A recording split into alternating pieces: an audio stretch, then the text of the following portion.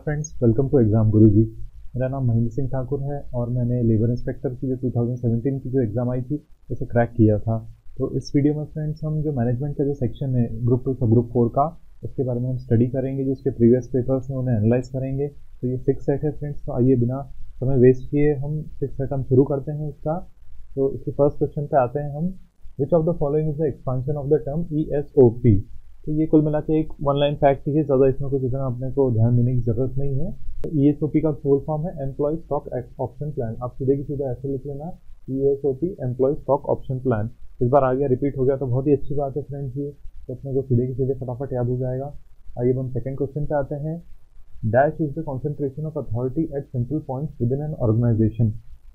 ये थोड़ा सा ये पद सोपान का है। अभी जो अपन इसके लेक्चर्स फुल लेक्चर्स पढ़ेंगे तब उसमें डिसेंट्रलाइजेशन, सेंट्रलाइजेशन, डेलीगेशन सारा का सारा अपन डिटेल में पढ़ेंगे। तो फटाफट हम इसके आंसर पे आ जाते हैं। तो इसका आंसर है केंद्रीकरण। केंद्रीकरण है इसका आंसर। तो जितने भी दूसरे जो ऑप्शन है उन्हें मैं काट देता हूँ तो आप कंफ्यूज मत होइएगा। अब हम थोड़ा सा इसको डिटेल में समझ लेते हैं। सेंट्रलाइजेशन होता क्या है? सेंट्रलाइजेशन कोई भी कंपनी में बहुत सारे लोग काम कर रहे हैं, बहुत सारे लोग काम कर रहे हैं, तो उनको सबको किसी न किसी को एक जगह तो रिपोर्ट करना ही पड़ेगा। तो जो रिपोर्टिंग की जगह रहती है उसे कहते हैं सेंट्रलाइजेशन। एक सेंट्रल पॉइंट ऑफ अथॉरिटी जहाँ पे हर कोई जो है, जितने एम्प्लॉयज़ हैं सबके सब अपना रिपोर्ट करेंगे। तो इस व्यवस्था को सेंट्रलाइजेशन व्यवस्था कहते हैं। अब आते हैं थर्ड क्वेश्चन पे। Which of the following is an index of liquidity in the business. तो ये थोड़ा सा बहुत ही इसका अकाउंट्स का बहुत डिटेल का क्वेश्चन है फ्रेंड्स। तो इसमें आप थोड़ा वन लाइन फैक्ट है, इसमें केवल आप इतना का इतना याद रख लेना। करंट रेशियो जो होता है, करंट रेशियो, इसका आंसर है करंट रेशियो। करंट रेशियो जो है index of the liquidity of a business. आप सीधे याद रख लेना, करंट रेशियो जो है index of the liquidity of business. ऐसा कैसा लिख लो। अब ज़्यादा डीप में अपने को इसमें जाने की जरूरत नहीं है क्योंकि वैसे भी समझने के लिए इससे थोड़ा चैप्टर ही है इस पे। तो आप सिर्फ ऐसा लिख लेना, current ratio is the index of the liquidity of business. कौन सा? व्यापार की तरलता का सूचक वर्तमान अनुपात। हिंदी वाला ऐसे लिख लेना, वर्तमान अनुपात व्यापार की तरलता का सूचक है। ठीक है, अब आते हैं हम फोर्थ क्वेश्चन पे। An organization adopts a cluster of decisions on what goals to pursue and how to use an available resources in order to achieve those goals. This is called as strategy. कुल मिला के strategy जो है, रणनीति जो है, उसकी परिभाषा पूछी है। ज़्यादा कुछ है नहीं कि एक ऑर्गेनाइजेशन है, ऑर्गेनाइजेशन तो वो तो छोड़ो, आप कोई भी एक संस्था है, कोई भी एक फर्म है, या तो कोई बिजनेस फर्म है, या तो कोई सरकारी फर्म है, उन लोगों को कुछ काम करना है, तो कुछ भी टारगेट अचीव करना है, तो वो उस टारगेट को अचीव करने के लिए क्या करेंगे फ्रेंड्स? सब लोग अपने एक स्ट्रैटेजी बनाएंगे, रणनीति बनाएंगे उस टारगेट को अचीव करने के लिए। तो ये कुल मिला के बहुत सारे डिसीजन ऑफ गोल्स हैं। इनको क्या है, आप इसको बहुत कॉमन सेंस का क्वेश्चन है। अब आप इसको देख लीजिए कि इसको अपन किस टाइप से समझे, क्योंकि इसकी जो लैंग्वेज है, लैंग्वेज टफ है। मैंने आपको बहुत सिंपल लैंग्वेज में इसको समझा दिया है कि decision of goals, an organization adopts a cluster of decision on what goals to pursue and how to use the available resources in order to achieve the goal. What is it called as? It is called as strategy. रणनीति से या strategy से अपन वाले जो goals है, company के जो लक्ष्य हैं, उनको हासिल करेंगे। बात है फर्स्ट क्वेश्चन पे। Which of the following is not a current asset. तो इसका सीधे सीधे आंसर है अपन दो चीज़ देख लेते हैं। एक तो इसमें करंट एसेट कौन सी नहीं है, बिल्डिंग जो है करंट एसेट नहीं है। ठीक है, अपना वही जो एक अपना कंसेप्ट है कि अब क्वेश्चन को अपन पलट देते हैं। विच of the following is a current asset. ठीक है, अब ये भी आपके लिए इंपॉर्टेंट हो जाएगा। आप इसको ऐसे लिखिए, करंट एसेट क्या क्या होती है? कैश भी होती है, करंट एसेट होती है, इन्वेंट्री करंट एसेट होती है, और प्रीपेड एक्सपेंसेस जो करंट एसेट होते हैं। कैसे होते हैं करंट एसेट? करंट एसेट का मतलब ये होता है कि जो आपका तुरंत के तुरंत ही आपको पैसा आ जाए, जिनसे तुरंत ही आपका जो कैश फ्लो है चल जाए। एक तो कैश तो है ही है, नगद तो है ही है। इन्वेंट्री क्या है? इन्वेंट्री में आपको कुछ भी हो सकता है, आपका सामान हो सकता है, या तो हो सकता है कोई बॉन्ड हो, या कोई किसी प्रकार की चीज़ जिससे नगद की प्राप्ति तुरंत हो सके। और प्रीपेड एक्सपेंसेस वो होते हैं जिनका पेमेंट हम पहले से ही कर चुके रहते हैं। जैसे अपन मोबाइल का प्रीपेड रिचार्ज कराते हैं ना, पहले से ही अपन पैसा दे चुके रहते हैं उस टर्म के लिए, तो वो भी अपनी एक तरीके से करंट एसेट बन जाती है क्योंकि उसका पेमेंट अपन कर चुके रहते हैं। अब आते हैं अपन सिक्स क्वेश्चन पे। Which of these types of the job development methods deal with the personality development and provides an approach for defining and analyzing the interaction between people। तो इसके डायरेक्ट हम इसके आंसर पे आ जाते हैं। इसका आंसर है सम व्यवहार संश्लेषण। दूसरे जो जितने भी यूजलेस ऑप्शन हैं हम काट देते हैं क्योंकि आप कंफ्यूज हो जाएंगे। तो अपन इसको इससे डायरेक्ट जोड़ लेते हैं अपन। ठीक है। ट्रांजैक्शनल एनालिसिस क्या होती है? ट्रांजैक्शनल एनालिसिस वो होती है, वो एक प्रकार की मेथड है, याद रखना आप इस टाइप से आप कॉपी में लिखो। ट्रांजैक्शनल एनालिसिस एक प्रकार का मेथड है या काम है जिसमें पर्सनालिटी डेवलपमेंट जो है, कंपनी के जो कर्मचारी हैं उनके पर्सनालिटी डेवलपमेंट होते हैं और वो लोग एक दूसरे को अच्छे से उनका इंटरेक्शन होता है। सब सारी की सारी प्रक्रिया जो है कुल मिला के जो है कर्मचारियों का मानसिक और शारीरिक रूप से डेवलप करना कंपनी के कार्यों को संपादित करने के लिए, इसका ये होता है ट्रांजैक्शनल एनालिसिस का मतलब। ठीक है फ्रेंड्स, तो आइए अब हम 7 क्वेश्चन पे आते हैं। Understanding the basics of trial balance, profit and loss account and balance sheet would be considered as a dash skill for account managers. कुल मिला के जो है इसमें जो अकाउंट मैनेजर के, जो कंपनी का जो अकाउंट मैनेजर होता है उसके बहुत सारे काम रहते हैं। ट्रायल बैलेंस मेंटेन करना, प्रॉफिट मेंटेन करना, लॉस और बैलेंस शीट जितना मेंटेन करना, उसके काम रहते हैं।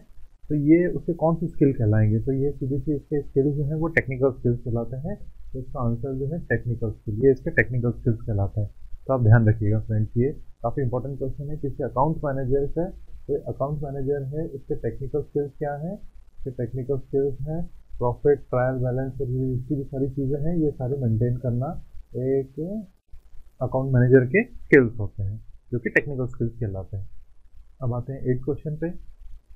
When an employee focuses more on improving the productivity and quality for achieving success, then it is known as employees participation. ये बहुत सिंपल सा क्वेश्चन है, थोड़ा कॉमन सेंस का भी है। फालतू के ऑप्शन जो है यूजलेस अपन काट देते हैं। अभी इनको डायरेक्ट अपन इसके मेन आंसर पे आते हैं। इसमें बस इतना पूछा है इसमें कि कोई कर्मचारी है किसी कंपनी का, वो अगर ज़रूरत से ज़्यादा अच्छा काम कर रहा हो कंपनी के प्रोडक्शन के लिए, दूसरी सारी चीज़ें जितनी भी है कंपनी को आगे बढ़ाने के लिए, तो उससे क्या कहते हैं? उससे एम्प्लॉयज़ का पार्टिसिपेशन बोलते हैं, जिसमें कि कर्मचारियों की सहभागिता, जिससे कर्मचारी कंपनी के वो खुद और आगे अच्छे से बढ़ के काम करेंगे, तो उससे ऑब्वियस सी बात है कंपनी को फ़ायदा होगा। अब आते हैं 9th क्वेश्चन पे। Which of the following do not constitute working capital management. अब इसमें अपन ऐसे चलेंगे कि वर्किंग, इसको उल्टा अपन हमेशा करेंगे कि देखो जो नॉट की चीज़ें हैं उस पर अपने को ध्यान नहीं देना है, जो है उस पर अपन को ध्यान देना है। तो इसको ऐसे करेंगे, ये नॉट को इसको काट देंगे और ये इसका जो आंसर है एकस्व पेटेंट, इसको हटा देंगे। अब अपना सवाल ऐसे हो जाएगा, तो 3 फैक्ट आपके पास होगा याद करने के लिए। विच of the following do constitute working capital management. मतलब वर्किंग कैपिटल मैनेजमेंट क्या क्या चीज़ें मिलकर बनाती हैं? सबसे पहले cash in hand, cash in bank, मतलब हाथ में नगद हो, बैंक में नगद हो, तब वो वर्किंग कैपिटल करता है कंपनी का, क्योंकि जिससे कंपनी में जो है पैसों का लेन देन जो तुरंत हो सके। अगर बैंक में पैसा है तब तो कोई दिक्कत ही नहीं है। और मार्केटेबल सिक्योरिटीज़ हो गई, बिक्री योग्य प्रतिभूतियाँ, जिन्हें हिंदी में बोलेंगे अपन, मतलब वो जो चीज़ें हैं सिक्योरिटीज़, जो कंपनी की सिक्योरिटी, जो बॉन्ड बोलते हैं, जो बिकने के लायक हो, अभी कंपनी में तुरंत बेच सकते हैं तो उससे पैसे आ सकते हैं। और तीसरा है देनदार। देनदार जो है कि जिनको पैसा देना रहता है, और कुछ ऐसे भी देनदार भी होते हैं जिनसे हो सकता है जिनको सामान देना हो, या तो फिर ऐसे देनदार होते हैं इनको पैसे देना हो। उस पर देनदार स्पेसिफिक नहीं लिखा। अगर देखो कोई देनदार ऐसे हैं जिनको अपने को कंपनी का बना हुआ सामान देना है, तो ऑब्वियस सी बात है कि उनसे पैसा आएगा अपने को। ठीक है, तो ये वो वाले देनदार होंगे ये इसमें, क्योंकि स्पेसिफिक नहीं लिखा है। तो अब याद रखना वर्किंग कैपिटल मैनेजमेंट में 1, 2 और ये 3 जो है, इस टाइप की 3 चीज़ें जो है वर्किंग कैपिटल मैनेजमेंट को कॉन्स्टिट्यूट करती है। इनके अलावा भी बहुत सारी चीज़ें हैं जो कॉन्स्टिट्यूट करती है। अब आते हैं हम 10th क्वेश्चन पे। Dash is the common source of information which is used by managers frequently to identify the actual performances with statistical and other report. तो डायरेक्ट हम इसके आंसर पे आ जाते हैं। इसका है मेजरमेंट, मापन, जो इसका आंसर है। जो दूसरी जितनी भी चीज़ें सारी अपन काट देते हैं। ठीक है, अपन इसकी बात करते हैं। सीधे अपन क्वेश्चन और आंसर को मिला के पढ़ते हैं। मेजरमेंट एक ऐसी चीज़ है, मेजरमेंट जो है एक ऐसी चीज़ है जिससे जो कंपनी के जो मैनेजर्स रहते हैं वो कंपनी का जितना भी काम कैसे चल रहा है, प्रॉफिट है, लॉस है, कौन आ रहा कौन जा रहा, कितना सामान आया कितना गया, इसका जो है रिकॉर्ड रखते हैं। कुल मिला के जो है इसकी स्टैटिस्टिकल रिपोर्ट और दूसरी जितनी भी टाइप की रिपोर्ट रहती है वो इस चीज़ से, जो मापन जो रहता है उससे कंपनी के मैनेजर्स जो है कंपनी का रिकॉर्ड रखते हैं। ये सिंपल सा क्वेश्चन था, ज़्यादा टफ नहीं है। पर इसके ऑप्शंस जो है बहुत ट्रिकी है। ऑप्शंस जो आप देखोगे इसके, ये बहुत ट्रिकी ऑप्शन है इसके, ये देखो। और अब इसमें जाना मत, आप बस एक ऊपर की नज़र से देख लो। ये उस टाइम जो अपन सॉल्व करते हैं ना पेपर को, तब अपने को बहुत ट्रिकी लगता है। अभी तो बहुत सिंपल लग रहा है अपने को, ठीक है, क्वेश्चन भी है, आंसर भी है। तो उस टाइम के लिए अगर आपको इस टाइम अगर क्रैक करना है तो ये वीडियोज़ जो है आपको बहुत अच्छे से देखने पड़ेंगे, तभी आपको समझ में आएगा ये। अब आते हैं इसके 11th क्वेश्चन पे। A leader who inspires the followers through personal vision and energy is known as. मतलब थोड़ा सा पता नहीं किस टाइप का क्वेश्चन है, क्या समझ के बना दिया हमने।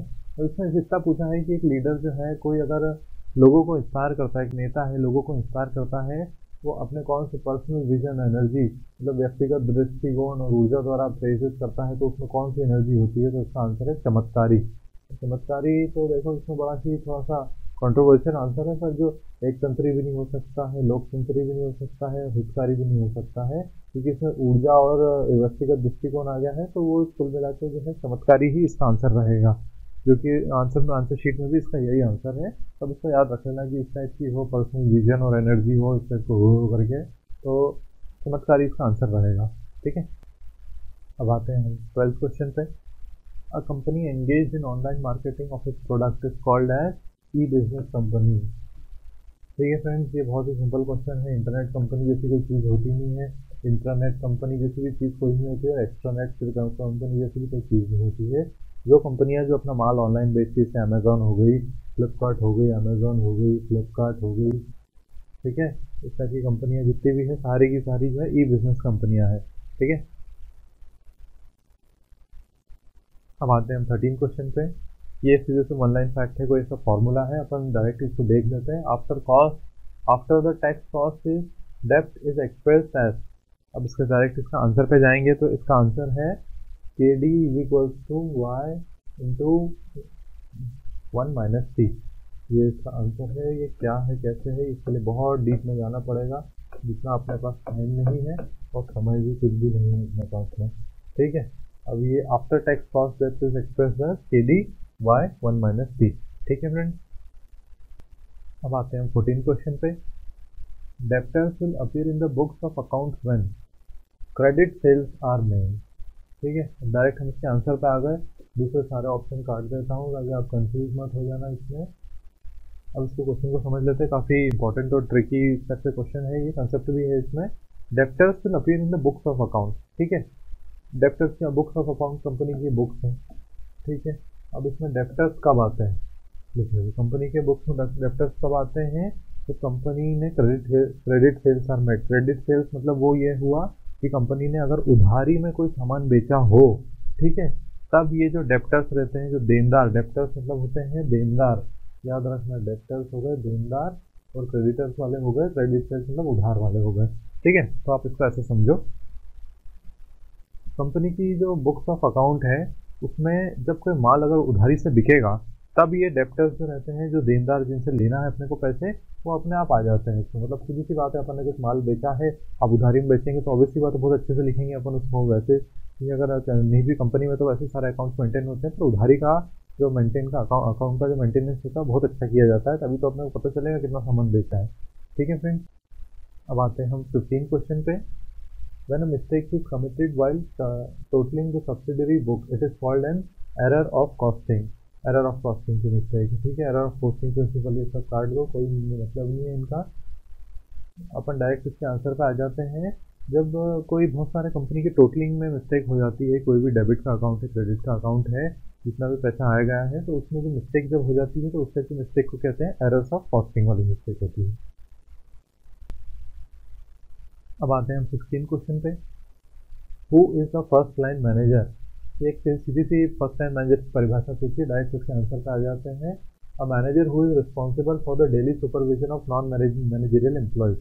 सीधी सी बात है, एक मैनेजर जिसका काम है जो नॉन मैनेजरियल एम्प्लॉयज रहते हैं, जैसे कर्मचारी जो रहते हैं, साफ सफाई वाले, ये सब जितने भी लोग रहते हैं, उनकी जो सुपरविजन करना जो है फर्स्ट लाइन मैनेजर का काम रहता है। ठीक है फ्रेंड्स, ये कुछ का वो नहीं है, सुपरविजन फॉर डेली वर्क, ये जो है अब जो नहीं है आंसर अपन उन पर जाएंगे नहीं, तो आप इसमें वो मत होना।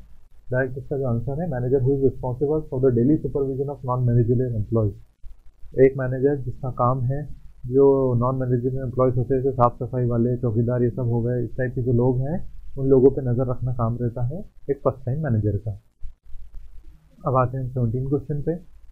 Dash is an art of getting things done through and with others. ये बहुत सिंपल सा मैनेजमेंट की जो है डेफिनेशन पूछी है, मैनेजमेंट की डेफिनेशन पूछी है, याद रखना। ये देखो इतना सिंपल सा क्वेश्चन है, अगर जनरल मैनेजमेंट में आप डेफिनेशन ही करके चले जाओगे फ्रेंड्स, तब भी देखो एक नंबर किसी ने स्कोर कर ही लिया होगा। मैनेजमेंट एक दूसरों से काम कराने की कला है, मैनेजमेंट जो है दूसरों से काम कराने की कला है, बस इतना पूछा है इसमें। अब आते हैं हम 18 क्वेश्चन पे। How does the working capital cycle affect the turnover. अभी वर्किंग कैपिटल, इसका डायरेक्ट हम आंसर पे आ जाओ। अभी shorter the working capital cycle higher the turnover.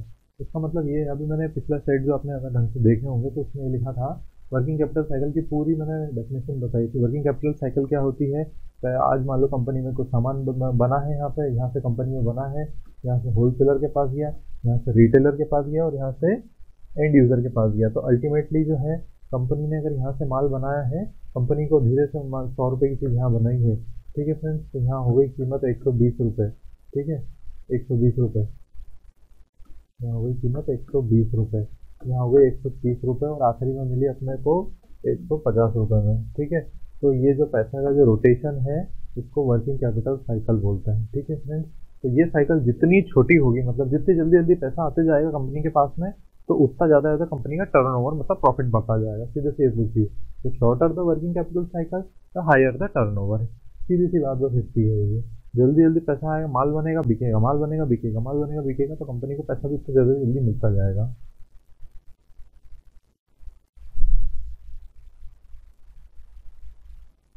अब आते हैं 19 क्वेश्चन पे।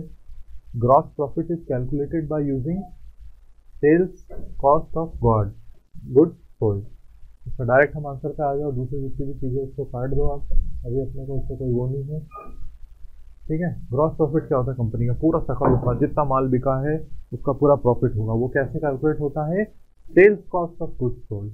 मतलब कोई चीज़ अगर 150 रुपये में बिक रही है, उसकी अगर 1000 क्वांटिटी बिक गई, 1000 क्वांटिटी बिक गई है, तो कितना हो जाएगा वो 1.5 लाख रुपए। 1.5 लाख रुपए जो है कंपनी का ग्रॉस प्रॉफिट हो जाएगा। Sales cost of goods sold, अगर कोई सीधी सी बात है, ग्रॉस प्रॉफिट इससे कैलकुलेट होता है। अब आते हैं 20वें क्वेश्चन पे। Dash plans are design to achieve strategic goals. ये बहुत सिंपल सा क्वेश्चन है। स्ट्रेटेजिक गोल्स को अचीव करने के लिए किस टाइप के प्लान्स करने चाहिए, स्ट्रेटेजिक प्लान्स करनी चाहिए। थोड़ा सा कॉमन सेंस का भी था, जिसने लगा होगा दिमाग तो हो जाएगा, फालतू के ऑप्शन पे जाना ही नहीं, टेक्निकल अपने ऑपरेशनल तो मतलब नहीं है। हर कंपनी के स्ट्रेटेजिक गोल्स हैं जिसमें बहुत ही दिमाग लगाने वाले काम है, उस टाइप के जो प्लान्स रहते हैं, उसके लिए जो प्लान्स हैं वो स्ट्रेटेजिक प्लान्स यूज़ करते हैं। अब आते हैं हम 21वें क्वेश्चन पे। Identify the nominal account from the below given list. अब इस लिस्ट में से जो है आपको नॉमिनल अकाउंट बताने हैं, इस लिस्ट में से नॉमिनल अकाउंट बताने हैं। तो नॉमिनल अकाउंट क्या होता है फ्रेंड्स, वो अकाउंट है जिसमें ज़्यादा कुछ आपका जो ट्रांजैक्शन रहता है नहीं होता है, बहुत एक सिंपल अकाउंट रहता है, नॉमिनल अकाउंट है।